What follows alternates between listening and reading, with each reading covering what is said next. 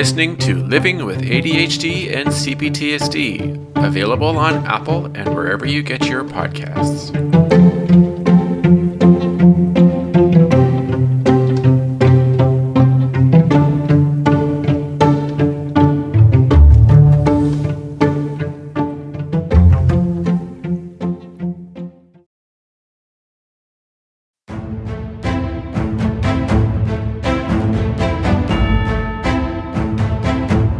Hello everybody, and welcome to another episode of Living with ADHD and CPTSD. Today I'm going to talk about the relationship between CPTSD and autism. Now, I know a while back I did a similar podcast about autism and ADHD, but this is on a different level because they are two separate related symptoms and problems that exist. Whereas ADHD is, of course, dealing with the brain having some issues with development in the frontal lobe area, where, of course, CPTSD is chronic, repetitive childhood abuse from a loved one or caretaker that results in flashbacks and trauma.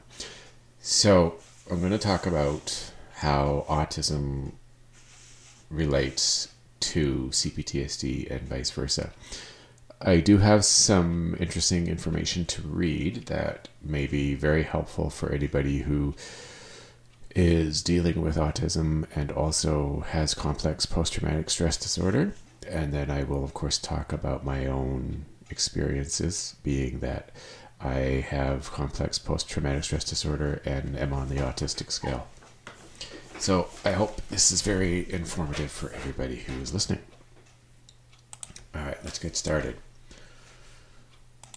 So, first article is how to distinguish between CPTSD and autism. Finding an accurate diagnosis can be difficult for someone with one or more undiagnosed mental conditions. If you suspect autism or CPTSD, it can be hard to distinguish between the two, whether you're looking at signs in yourself or a loved one. This article can help you figure out whether you're dealing with one of these, both of these, or something else. So you got to look at the signs. Notice the shared signs of autism and CPTSD. Both autistic people and those with CPTSD can have social troubles and may be fearful with difficulties coping. They can be easily confused with each other. Both autism and CPTSD can involve extremely strong or inhibited emotions, feeling indifferent from everyone else, though perhaps not knowing why, difficulty forming and maintaining relationships, social difficulties, enjoyment of being alone, hyperactivity or passivity, startling easily, repetitive movements, sleep issues, perfectionism and need for control, stress-related troubles, and avoidance of eye contact. You can rule out CPTSD if no trauma is present, but be cautious since trauma isn't always easy to spot. Autism is inborn, while CPTSD only happens to people who suffer prolonged trauma. CPTSD can be caused by dramatically stressful events or more subtle ones. Consider if the person has ever experienced abuse or neglect, including emotional neglect, name-calling, ignoring, or frequent criticism from mentors or loved ones, bullying, victimization, long-term exposure to crisis conditions, discrimination, stalking, victimization, gaslighting, other types of mistreatment. Okay. 3. Look at the nature of repetitive movements. People with CPTSD may use repetitive movements like rocking back and forth to cope with severe stress. Autistic people may move repetitively under stress, but may also do it to focus, express feelings, or have fun. Ask yourself if the person ever moves repetitively when they're happy or calm. Look at the reason for social difficulties.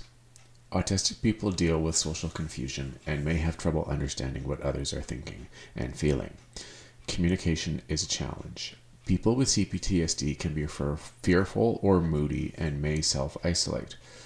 A healthy autistic person usually wants to have some friends. Someone with CPTSD may feel safer when they're alone. An autistic person may struggle to understand what others are thinking. Someone with CPTSD may be overly pessimistic about what others are thinking. Consider why the person gets overwhelmed. Autistic people often get overwhelmed due to sensory issues. People with CPTSD deal with hypervigilance, which can be exhausting, and may have panic attacks due to a trigger in the environment. Autistic people usually have sensory processing disorder, which can make their senses over or undersensitive. They may avoid things for sensory reasons. People with CPTSD can have emotional flashbacks and trauma triggers. They may avoid things that remind them of their trauma.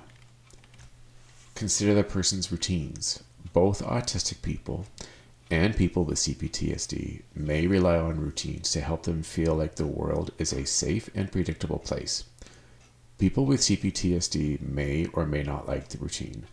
If they do, it may help them avoid triggers or hypervigilance. Autistic people rely on routine. Routines make it easier to get things done, and a change in routine can be startling and distressing to them. Look at what causes sleeping issues. Autistic people's bodies may not produce enough melatonin naturally, and taking melatonin supplements before bed can improve sleep. People with CPTSD have trouble falling asleep due to stress and may have frequent or dramatic nightmares. Look for signs of autism that don't overlap with CPTSD. Autism involves developmental delays and quirks, passionate interests, difficulty understanding speech, and unusual speech. None of these are typical in CPTSD. Developmental timeline. Milestones may be met late or out of order.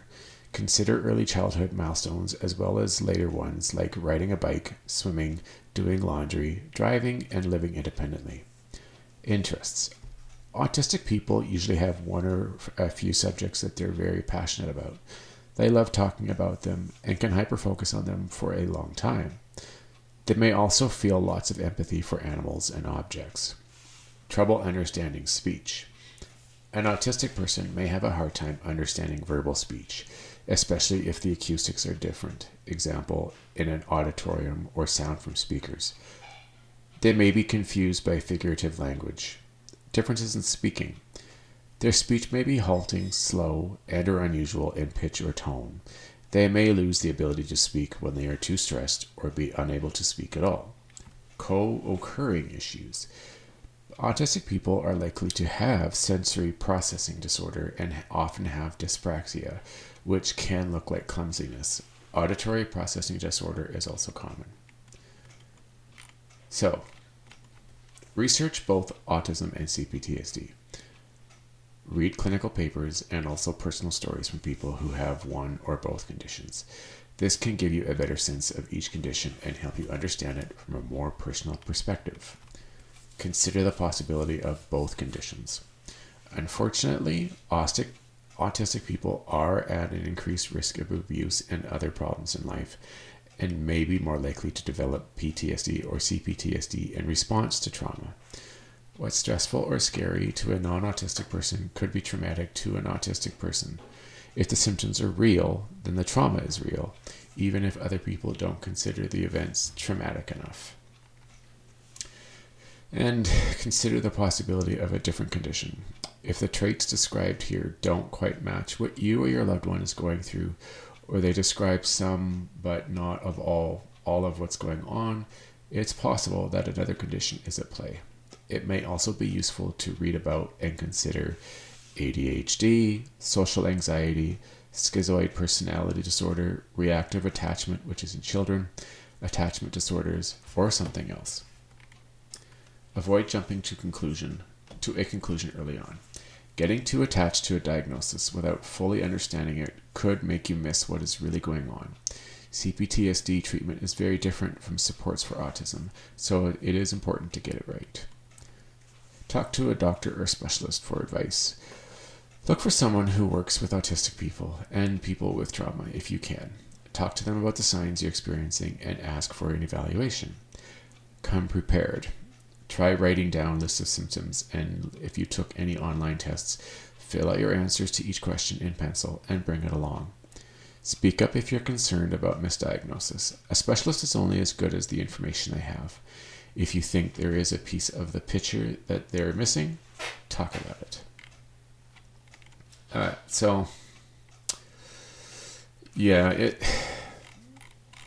There's a lot of similarities, and sometimes there are certain symptoms that can look like one but are obviously a different, like the other. So you could have a CPTSD related symptom that you may think is CPTSD, but it could be autism, and it could be vice versa. So you could have an autistic related symptom or trigger that could very well be CPTSD. So I guess you just have to be thorough and really do your research and be accurate before you really start, determining for sure if the person has one or the other, or if possibly both.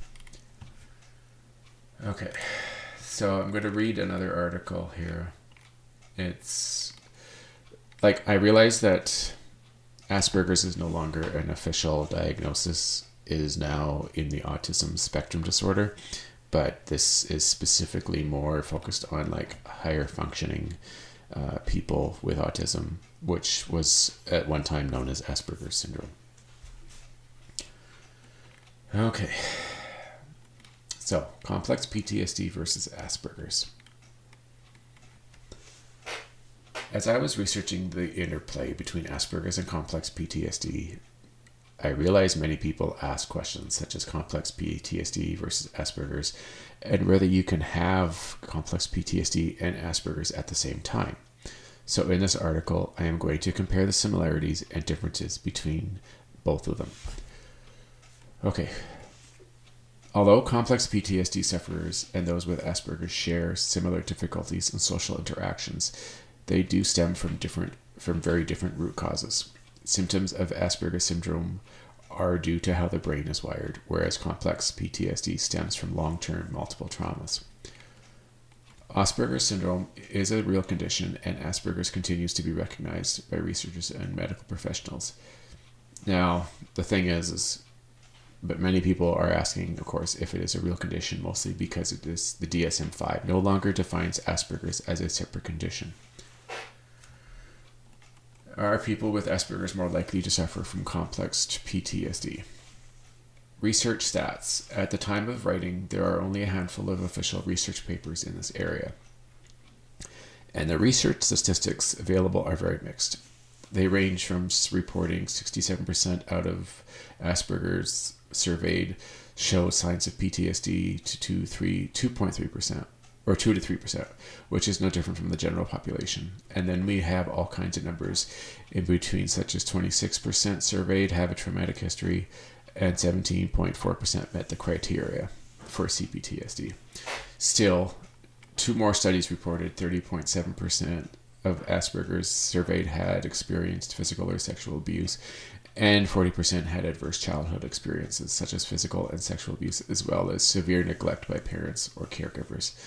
And also, for the last 20 to 30 years, researchers demonstrated that the chances of Asperger's suffering from clinical depression is 37.4% and 84.1% for severe anxiety disorders. All right. So clinicians who are working with people seeking therapy believe that Asperger's are more likely to suffer from complex PTSD. And when we look at case studies such as the ones mentioned, which I didn't read, as well as other personal experiences, it is clear that autism and traumatic experience are closely related, but what traumatizes in Asperger's could be quite different to others. In fact, according to one research, Asperger's can be 3 to 4 times more likely to suffer adverse childhood experiences, which is also a significant indicator of suicide risk. Some researchers firmly believe that Aspies are more vulnerable to abuse, and here's why. People with Asperger's have an already highly anxious state when interacting with others, so they may not be able to distinguish the difference between general social anxiety and anxiety that is related to abusive behaviors. And not knowing commonly accepted interpersonal boundaries also mean that they may not be aware of social inappropriateness, which should have given them some warning. Given Asperger's daily struggle in social settings, their complaints of abusive incidents may be interpreted as exaggerated reports or attention-seeking behavior. People with Asperger's tend to have a need for intellectual theorizing social surroundings by painstakingly studying their environment and the personalities of significant others in their lives. This could mean that they do not have sufficient information to model and study early behaviors indicative of abusive intent. If the perpetrator is a caregiver, that trust could be used to convince the victim that the abusive behavior is part of normal daily lives and lead the victim to believe that it's their autistic sensitivity at fault. Generally speaking, those who have experienced trauma and yet resilient to CPTSD usually have a stable childhood, good support network, and have multiple stress reduction strategies. However, there are also things that people with Asperger's are at least likely to enjoy. Okay, also, after reading tons of Asperger's forums, here are some of the things that people with Asperger's have said. People with Asperger's could be more sensitive to traumatic events that involve stimulus that they are particularly sensitive to. People with Asperger's are on the spectrum but not cognitively impaired, so do not typically receive the same amount of support and guidance as their lower IQ counterparts. As a result, they may have a lower sense of dangers or understand what is socially acceptable to have happened to them. Yet it is generally not spelled out to them that certain things are not meant to happen. People with Asperger's can also be intensely focused on the pragmatic issues resulting from traumatic events, such as adapting to new routines or living environment, so much so that the effects of trauma only shows up in a much later stage in life. The lack of social interaction and communication skills with Asperger's may also increase the chances of being targeted for man-made traumas such as severe bullying, physical, and sexual abuse. Okay. Let's see, just keep going here. Okay. Can you have complex PTSD and Asperger's at the same time? Researchers generally agree that Asperger's is to do with how the brain is wired and functions, whereas, of course, CPTSD is due to multiple traumatic experiences over a long period of time. Although both result in social awkwardness or anxieties, there are subtle differences between the two. Also, there are other accompanying signs that are unique for each condition. Clearly, people with Asperger's are more vulnerable to traumatic events, so why is it that some research papers only show 2 to 3% of CPTSD occurrence? What makes it difficult for Asperger's to be diagnosed with complex PTSD? The way professionals categorize Asperger's and complex PTSD, Asperger's tends to be thought of as a childhood thing, and professionals know that Asperger's are like as a child, but then with complex PTSD, they think of it as an adult thing. So to think someone could have both conditions is like saying someone is both a child and an adult. A one or the other mentality. Another problem is sometimes the Asperger syndrome is not recognized until adulthood, much later in life. So then the Asperger's aspect gets totally ignored and all the focus is on the trauma history.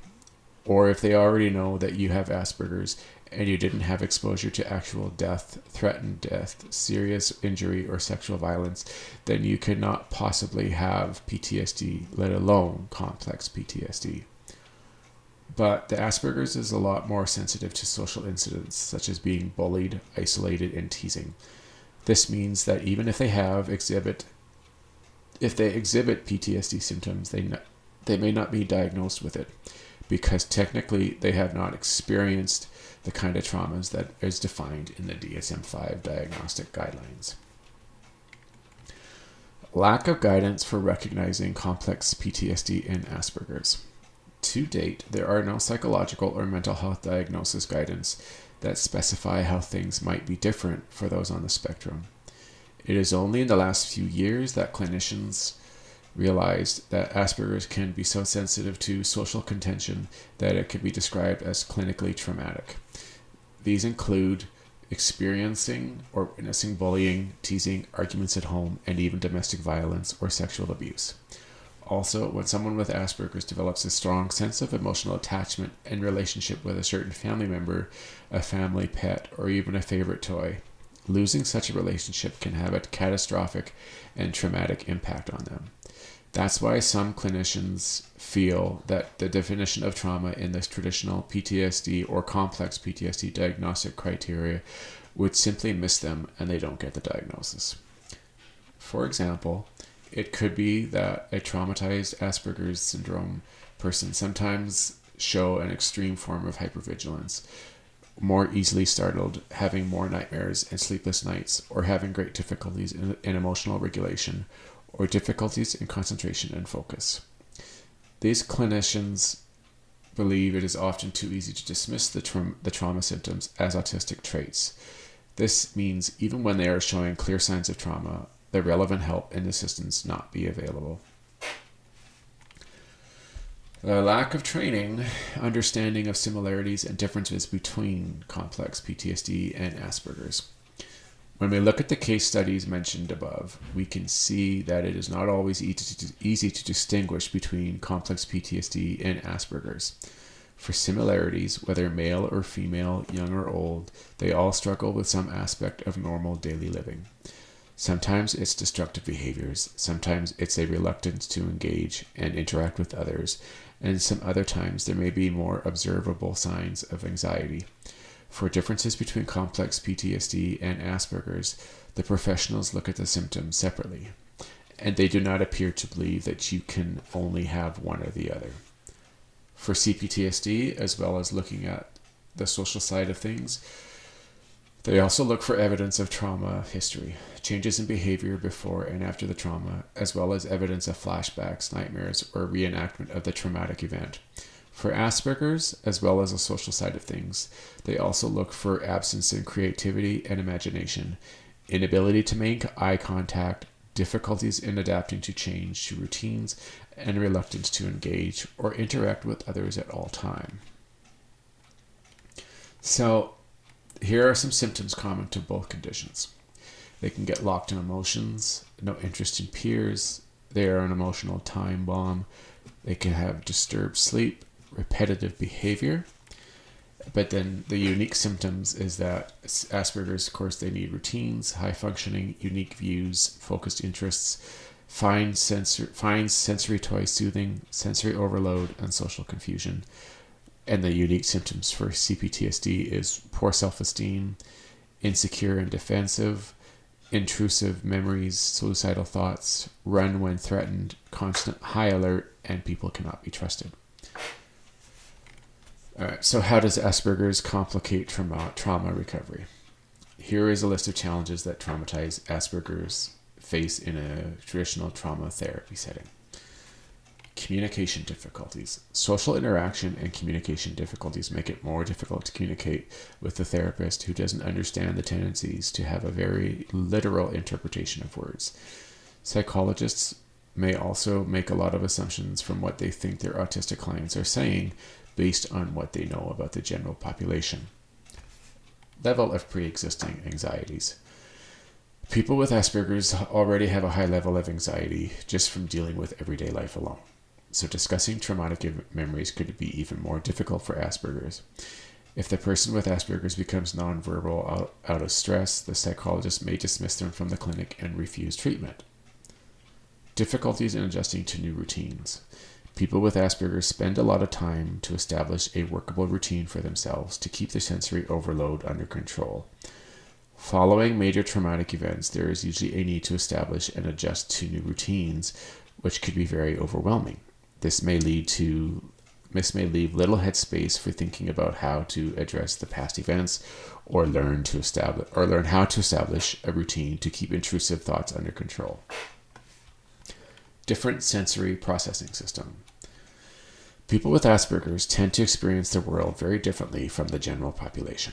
For example, they may be hypersensitive to noise, but more insensitive to physical pain. This means people with Asperger's are likely to experience traumatic events that is unique to them. What may bother a lot of people may not bother them at all, and vice versa.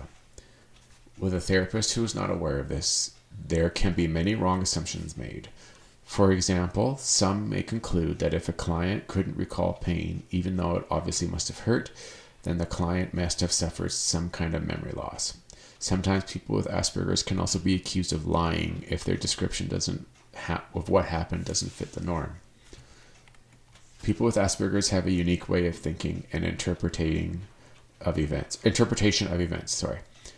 People with Asperger's have a unique and complex representation of social reality. It is often difficult to explain to others.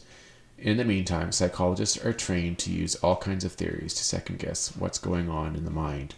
The trouble is, what's considered to be normal to them are sometimes just not the way people with Asperger's function. Some psychologists may see the high-functioning aspects and totally ignore the autistic needs.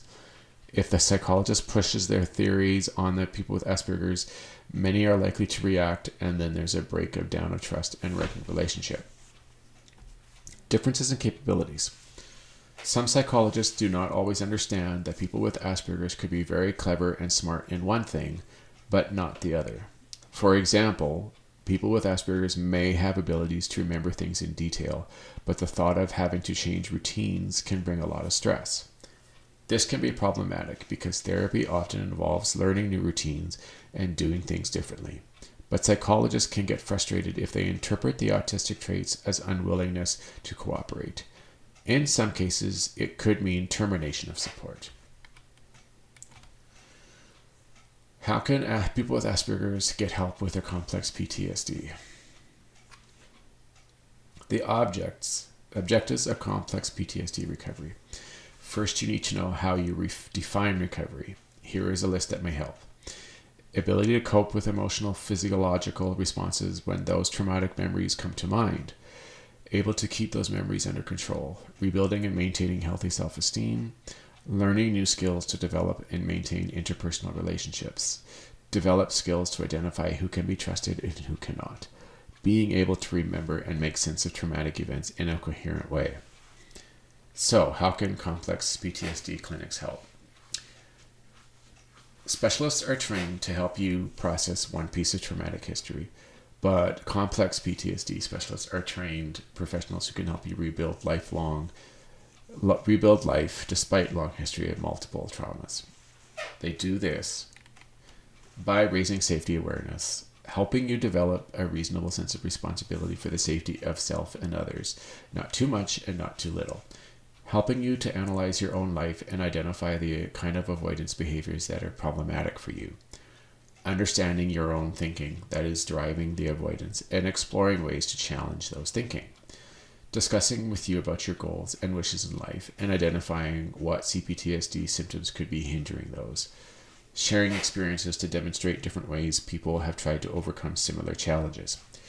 Carefully listening to your feedback so that they can help you to adapt coping methods to your personal situation, encouraging you by helping you to see your own progress, mentoring and coaching you to how to maintain physical and emotional stability when things go wrong, helping you to master the skills you have learned and develop a habit of applying those skills in everyday life.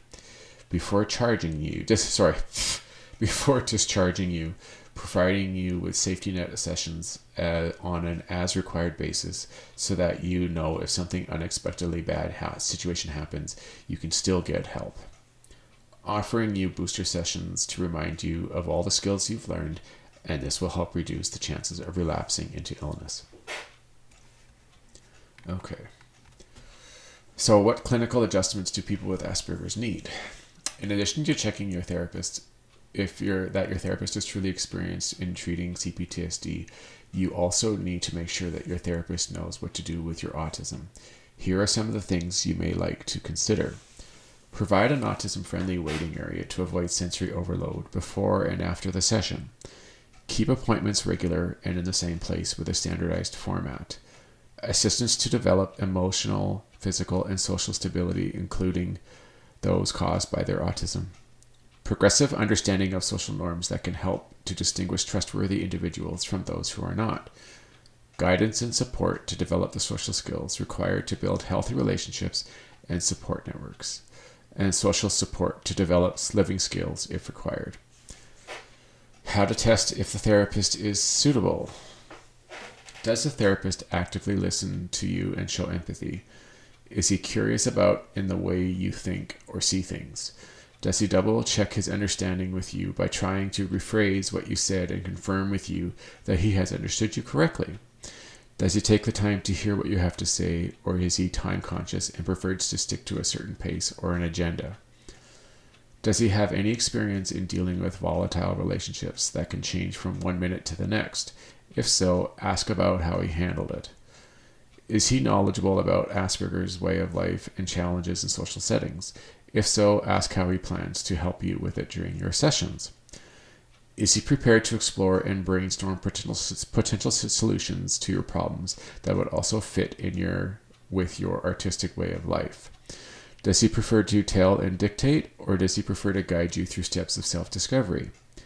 Is he prepared to cater for times when you are unable to speak? Would he be prepared to read your notes and communicate with you in other ways? Does he review a relationship as professionals telling you what to do, or does he view himself as a knowledgeable friend who can help you find solutions that truly work for you? Let's face it, we all have experienced situations where personality differences get in the way of success. And when you are already a traumatized person with Asperger's, the last thing you want is a clash with your therapist. So, how can you tell if your therapist you are meeting for the first time is right for you? And there's a checklist that may be helpful. So I will put that in the document here, or in the program. All right. So my own experiences here. I think what I'm going to do is take a quick break, and then I will discuss more about my own experiences with autism and CPTSD. All right, I will be back in a moment.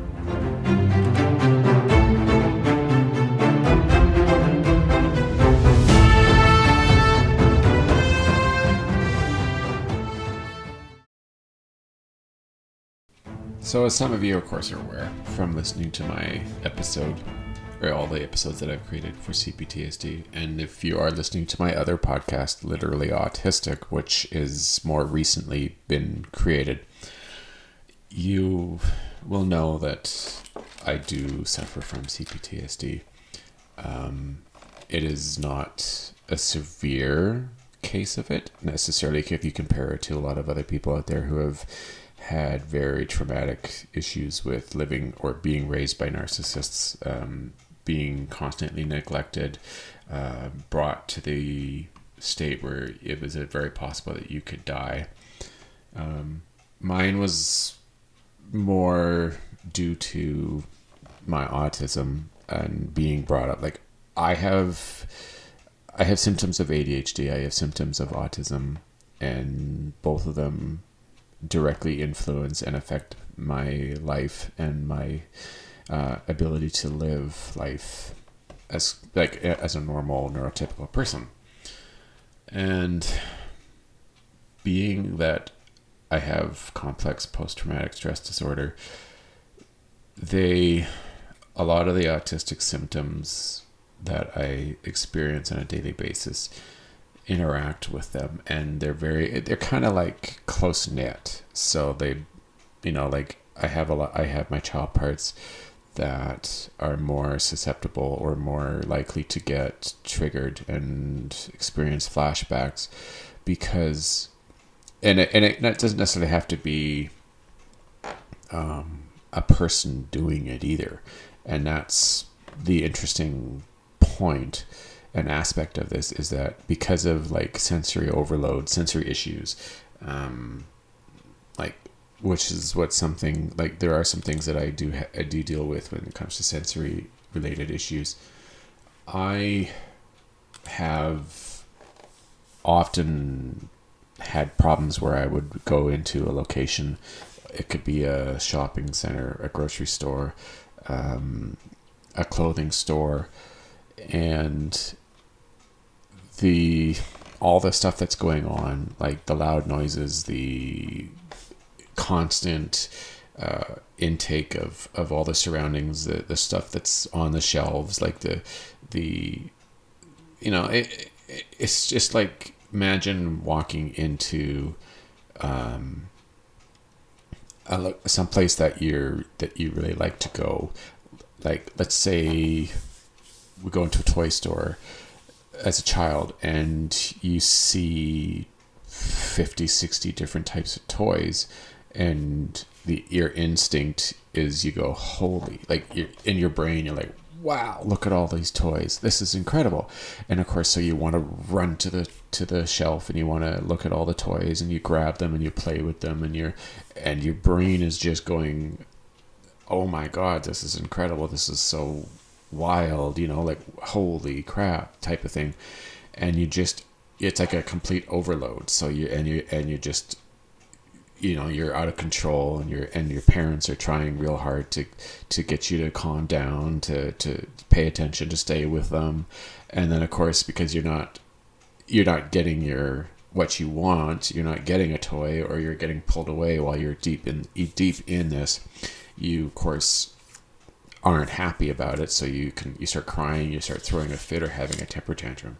So yeah, imagine putting that into an adult, but instead of a toy store, you're at a grocery store, or you're at like a shopping center with hundreds and thousands of different things that are on the shelf, and they're like, you're looking at them and you're seeing them, and you're reading all of these different things, and it's just like so much coming into your mind through your eyes, and the sounds in your ear, coming through your ears all at once, and it's so like sudden and so dramatic, and especially if you already are sensitive to loud noises or a lot of information coming in through your eyes into your mind, it's super quick for you to suddenly feel overwhelmed, and it's extreme sensory overload.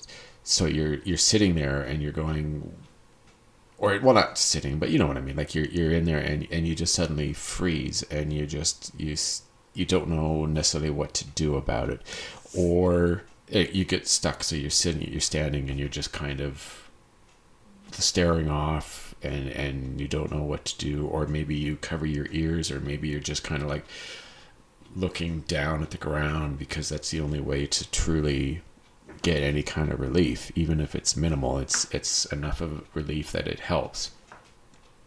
But what's happening is, because of that, you're unknowingly getting in the way of other people who are there too, that are trying to go about their business and do their thing. And it's possible that that person or those people that are walking near you are looking at you going, well, what's this weirdo doing? Look at this goof, or this fool or loser, or whatever they want to, they're thinking in their brain, and you walk, you could be even hearing it too, right?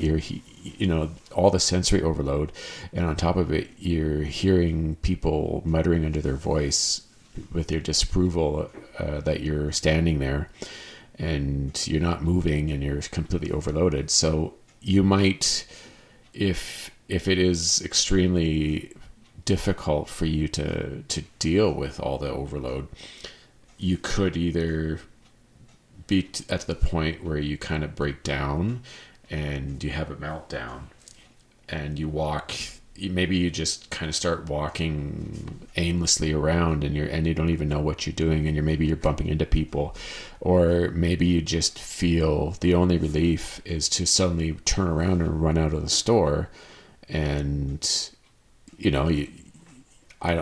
could run for minutes, or you might, as soon as you get out the door, you sit down and you feel lightheaded and you feel nauseous, and you're feeling like you run out of breath, because you're not able to handle all the incoming sensory and the stimulation that is occurring. So think of it that way, right? Now, if you already have complex post-traumatic stress disorder, that's going to just increase the chances and likelihood and the intensity of having a trigger and experiencing the flashback to that event. And you're going to just, it's like a double-edged sword, right? Like you're not only experiencing the overwhelming sensation and the sensory overload and all that feeling that you get because of the autistic symptoms that you're experiencing, but you're also having like a flashback. You're having that trigger, and so you could be freaking out, or you could just be, you're not responsive in any way, and so you're experiencing both, and it's even more like devastating or traumatic to you, and it's much harder for you to recover or to come out of it eventually, like because you've with the autism, like that is symptom that you're experiencing, it can take a long time. Like you experience a meltdown, and it may be delayed. Like you may not obviously notice it right away. It's possible that it could be delayed just due to the overwhelming sensory overload that is your brain is experiencing. But once you suddenly notice, it can take, like I've read a lot of expertise and information in books and online that for someone who suffers a meltdown and eventually goes into a shutdown with autism, it can take even like an entire day to recover. Excuse me.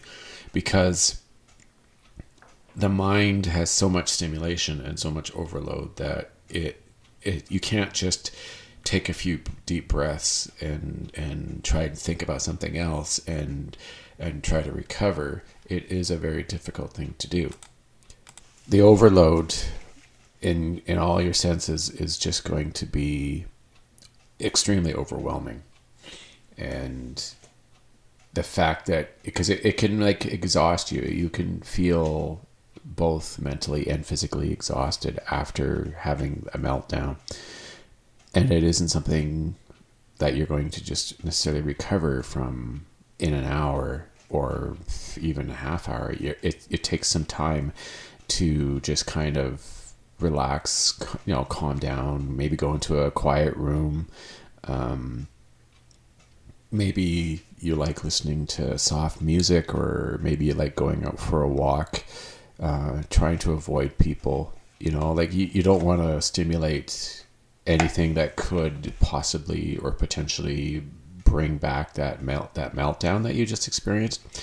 So more often than not, they need to isolate themselves and try to stay, keep calm and relax. Maybe sleeping, maybe some food will help. Sort of things that will help allow the brain to recover.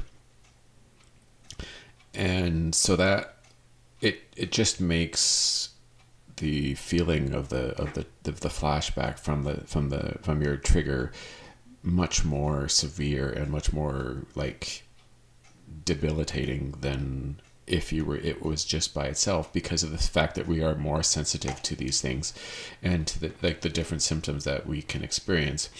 We're much more easier. It gets much easier for us to get triggered, and then when we are in the trigger, to have it last longer and be more intense in our minds, because we obviously, especially if we're really not the greatest at communicating to people. Imagine being someone who's not a great communicator to begin with, and you experience CPTSD, and you're in a crowded mall or a shop, and you experience a meltdown, and you've got people coming up to you. They're kind of, they're startled, they're worried, they're seeing this person standing in the hall going, kind of losing it, and panicking and flapping their arms or their hands, or they're trying to cover their ears, or maybe they're spinning in a place, they've got their eyes closed. They don't know what to do. They're just standing there confused and scared and freaking out real bad. And then there's a person or people that are trying to help you, and they're trying to, like, they're asking you questions, like they say, they stand there and they go, "Are you okay? Are you, is something wrong, or what's the matter?" Like they're trying to get your attention. They're trying to communicate with you. They're trying to get information so that they can possibly help you better. And if you're not there, if you're not able to, you're just out of it because you're in a meltdown and you have no ability to communicate. There's a chance that someone might, you might get lucky. You might find somebody who's being very compassionate and very kind and caring and will will just stay with you. Maybe they're aware of it.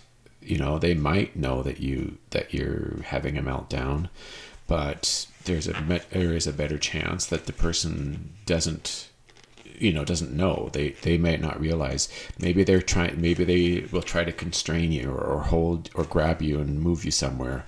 Maybe they'll try to make you sit down, or maybe the manager or somebody who's very insensitive possibly could come by and might do something that could potentially cause you to react in a way that would be inappropriate. Like that's the thing, is potential, is that you might do something or say something that would be extremely inappropriate because you're not there. You're not in your right mind. You're suffering from a meltdown, and you're probably having a trigger at the same time. It could be a very dangerous situation for you, and even possibly for the people around you. So it's a very scary situation for those people, and for the person who is having an autistic meltdown or having a trigger from the trauma. I do feel very fortunate that I do have at least some ability to handle it. Like, I'm not saying that I go, "Oh, I'm having a meltdown. I got to sit down. I got to relax. I got to take a breath. I got to drink some water." I'm not saying that that's happening on any kind of a regular basis or even slightly. It's just I'm at a stage on the scale or on the spectrum where I may not necessarily at the time know that I'm having the meltdown or be able to resolve it, but I'm aware enough that I'm not going to do I'm not going to physically harm somebody or harm myself. I'm going to most likely try to recover, or maybe take a break, or maybe just try to isolate, walk off, maybe go somewhere where I can be on my own and try to regroup and try to breathe, or try to see if I can make it feel better. It's difficult. Like, I'm not exactly great at this stage of my of understanding of autism, but I do at times, when I am on my own and I have felt the stress or the anxiousness feeling, when things are uncomfortable and you don't feel right, and you're starting to have that panic, or you're starting to feel like a possible trigger coming on, I have been able to just kind of on my own know that something is wrong, and to have a seat, or to just maybe go and have some food, or maybe get a drink, or maybe just take a walk around the mall or around the block, and just kind of try to work it out through exercise, or to get some more, increase the oxygen levels in my mind and my brain, and try to help with that. It's hard to sometimes do that if I'm extremely triggered, or if I'm having a real bad autistic meltdown. But sometimes there are times where, when I'm by myself, that I can do that. And I'm working, and I'm struggling at this point to learn that I am suffering from an autistic meltdown. That is one of the things that has been very difficult for me today. I still struggle with that, and it's really affecting my personal life, and it is something that I would like to be able to get better at, because I realize the effect that it does. And it's just that when you're in the middle of it, your abilities to understand, to know, is greatly diminished that you're doing this. And it is something that I, want to work on, and I find it very difficult. But I'm not going to give up, of course. It's just I find that there's a lot of struggle and a lot of complications, and trying to figure it out is not an easy thing right now. But I need to try and be realistic and understand the complexity of everything that's going on and learn. And it's not easy when you have a problem with communication and with reasoning, and always wanting to be literal and always wanting to try to explain things, to listen and to be empathetic. It's very difficult. And I've been told that it's something I can learn to do, and I just need to keep trying and keep pushing myself to get there. So hopefully one day soon there will be signs of improvement, and I will get better. Okay, that's it for today. If you'd like to get in touch with me, I would really like to hear from you guys. The best way to get in touch with me is either on Twitter, and the handle is at ADHD and CPTSD. You can also go to my website and you can contact me there. The website address is www.livingwithadhdandcptsd.ca. I would really love to hear from you guys. If you've got anything that you would like to comment on, or if you've got information that you think would be valuable, or if there's a topic that you haven't heard yet that you'd like me to discuss, I would be definitely open to that. I would also love it if you really enjoy these podcasts and you think that I'm really helping you guys and I'm being inspirational or motivational for you. It would be great if you could donate and help me out. I do use software that I pay for, and you can go to this website, ko-fi.com, and look for Living with ADHD and CPTSD. You can donate either in a low monthly amount of $2 or $3, which is the premium level, or you can do a one-time amount of any amount you want.